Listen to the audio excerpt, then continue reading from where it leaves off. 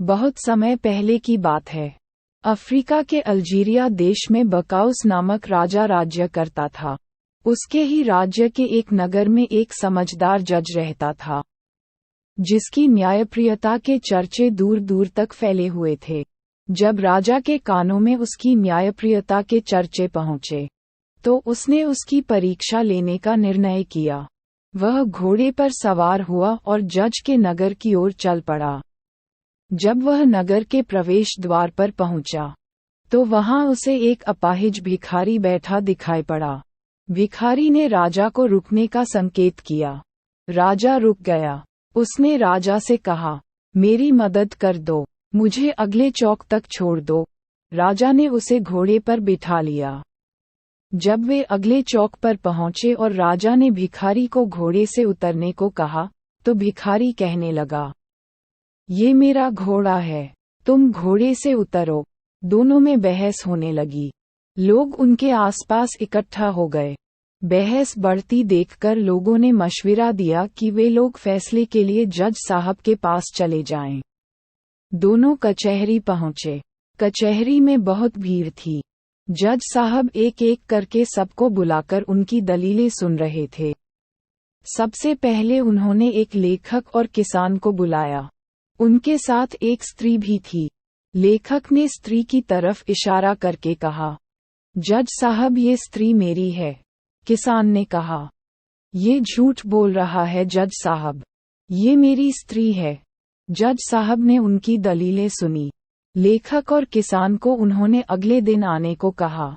स्त्री को रोक लिया। उसके बाद उनके सामने कसाई और तेली हाजिर हुए। कसाई के कपड़ों पर खून से छींटे थे, वहीं तेली के कपड़ों पर जगह जगह तेल के दाग लगे हुए थे। कसाई के हाथ में पैसों की एक थैली थी। कसाई बोला, जज साहब, पैसों की ये थैली मेरी है।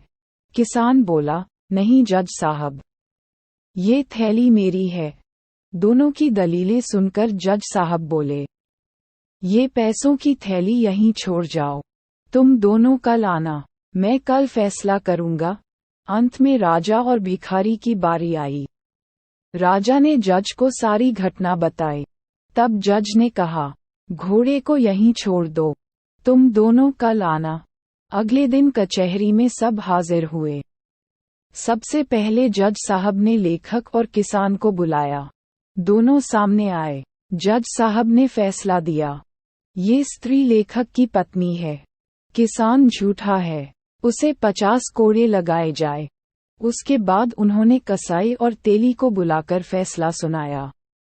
ये पैसों की थैली कसाई की है, झूठे तेली को 50 कोड़े लगाए जाएं। अंत में राजा और भिखारी को बुलाया गया। जज साहब दोनों को लेकर अस्तबल के सामने पहुंचे। अस्तबल में कई घोड़े बंधे हुए थे। पहले जज राजा को लेकर अस्तबल में गया और घोड़े को पहचानने को कहा। राजा ने घोड़ा पहचान लिया। उसके बाद वह भिखारी को लेकर अस्तबल में गया। भिखारी ने भी घोड़ा पहचान लिया। सब वापस कचहरी में आए। जज ने फैसला सुनाते हुए राजा से कहा, वो घोड़ा आपका है। उसने भिखारी को 50 कोड़े लगाने का हुक्म दिया। राजा जज के निर्णय से बहुत प्रभावित हुआ। कचहरी की कार्यवाही समाप्त होने के बाद राजा जज के पास गया और पूछने लगा, जज साहब, मैं जानना चाहता हूं कि आप सारे फैसलों पर कैसे पहुंचे। जज ने बताया, मैंने आज सुबह महिला को दवात से पेन में स्याही भरने को कहा। उसने ये काम बखूबी किया। मैं समझ गया कि वह लेखक की पत्नी है। पैसों की थैली से सिक्के निकालकर मैंने रात में पानी के बर्तन में डाल दिए थे। सुबह मैंने देखा कि पानी की सतह पर तेल नहीं तैर रहा। मैं समझ गया कि तेली झूठ बोल रहा है। वो पैसों की थैली कसाई की है। घोड़े का मामला जरा पेचीदा था। फिर आप निर्णय तक कैसे पहुंचे?